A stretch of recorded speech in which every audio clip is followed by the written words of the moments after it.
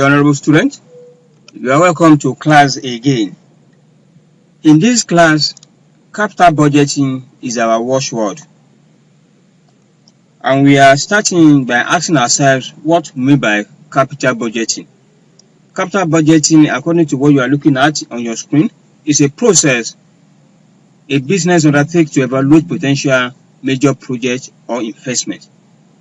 So, construction of a known plant or a big investment is an outside venture with a sample of projects that will require capital budgeting before they are actually approved. That is what we mean by capital budgeting.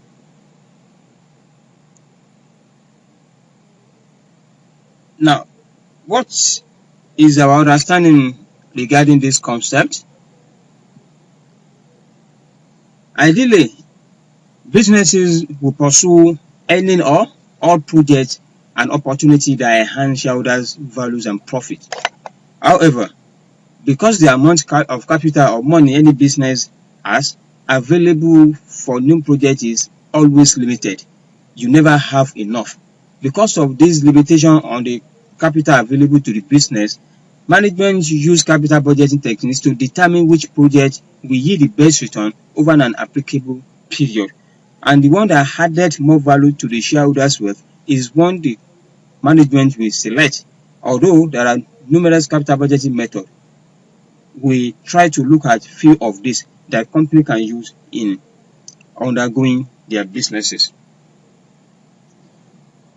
What are the techniques we have? We have some techniques that could be used in carrying out capital budgeting. One of it is payback period. We have discounted cash flow. We have payback period.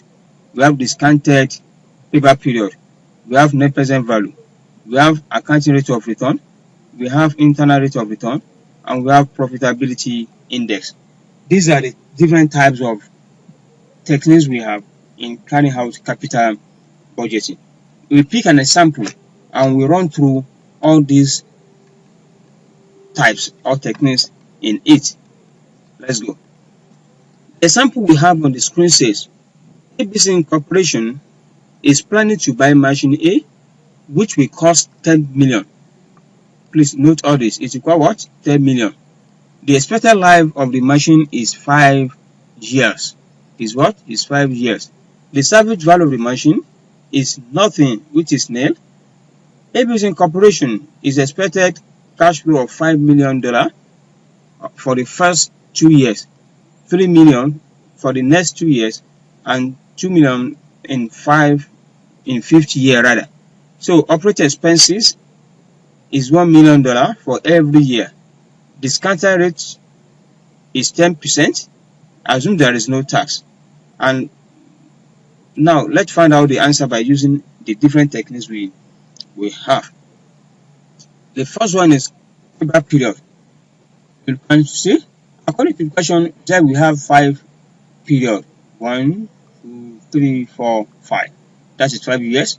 The revenue in the first 2 years we are said to be what? To be $5 million each. For the next 3 years is $3 million, and the last year is $2 million. And we are told that operating cost is $1 million each. Now, what is the profit? Let's find out the profit first. The profit in the first year is $4 million. In the next or second year is another $4 million.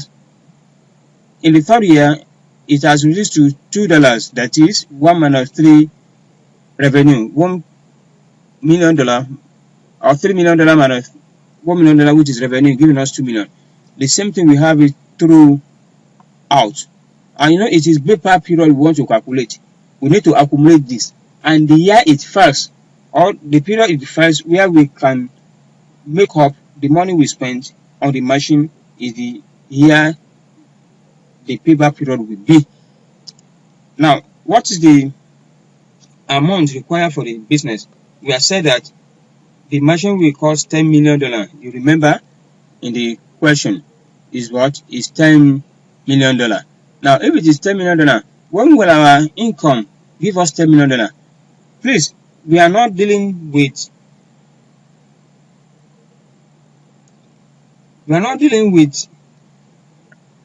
revenue here really, but the cumulated profit. Understand? You can see in the first year we make $4 million profit. This is it. In the second year we make another 4. It accumulated to 8, and the last year we make 2. It accumulated to 10. It means that our payback period is equal to 3 years. So by the end of the third year, we'll have made what we used to start the business. This is how payback period actually operates. Traditional payback period. Now, we have discounted payback period. Let's see how it goes. For discounted payback period, the same thing will go up to the profit. But before we start accumulation, we discount the profit. And we are told that the discount factor is 10%. So the 10% in the first year is 0.901, second year is 0.8264, third year is 0.7513, fourth year is 0.6830, and the last year is 0.6209. Understand? If that is the case, what's our discounted cash flow? 0.039 multiplied by $4 million give us 3.6. This one multiplied by 5 again give us 3.3. This one power 2 give us this. Up to the last it give us. So the next thing we need to do is to now start accumulating the discounted cash flow. This is 3.3 million 630 thousand thereabout. No, it is a million. So accumulation, we accumulate this because nil is here. Second year we add this to the first year discounted profit. It becomes 6. This plus this give us 6. This will also give us 8. This give us 9, and we also add this to this one. It give us what? 10. It means that if we use discounted payback period, we make our money back at what? At the end of 5th year. That is a discounted payback period. And this method is the same as payback period, only that we discounted our cash flow. And if you want to actually calculate when it is going to be, because we have some noises here, look at this, and it is 10 million exactly we want. So we can also do some arithmetic to calculate there. And how we go? Just look up here. Look at my pen. What we do is that, after 4 years plus, what is the difference between, or what is the excess of 10 million we have? It is 0.4315. Is that okay? Let me do it this way. Let me do it in this format. Let me do it in this format so you can get it better. What happened is this. This is 4th year and this is 5th year. Remove 9.81. 9.8106 from 10 million. What it will give you,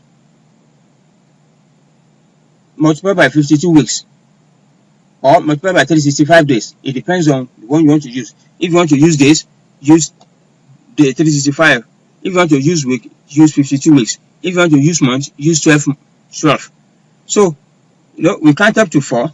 That is 4 months. 4 years.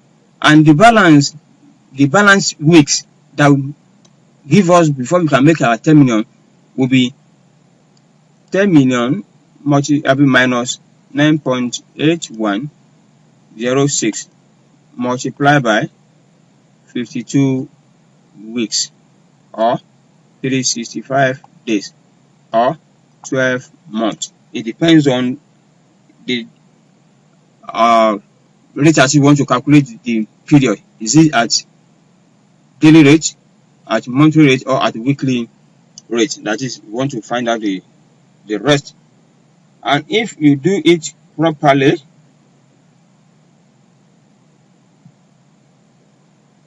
you see that it takes approximately 4 years 16 weeks, that is 4 years 4 months to recoup the money. It takes 4 years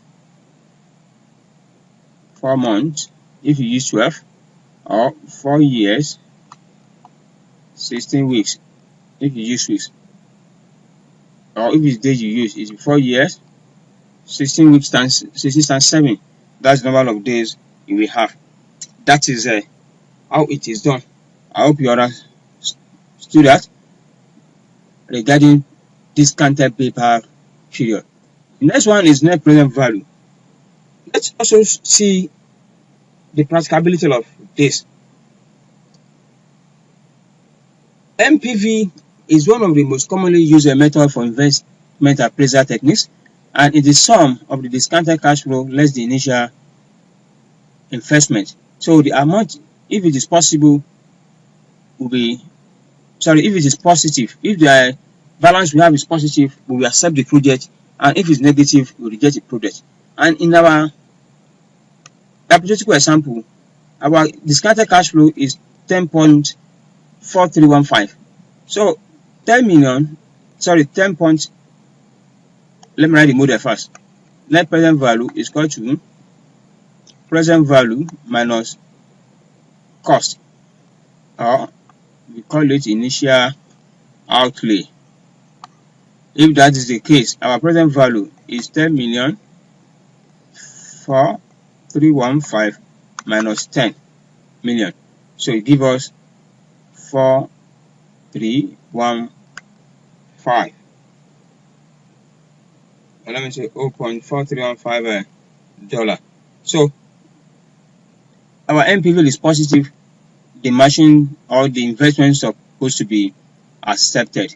That's our NPV. It's just like that.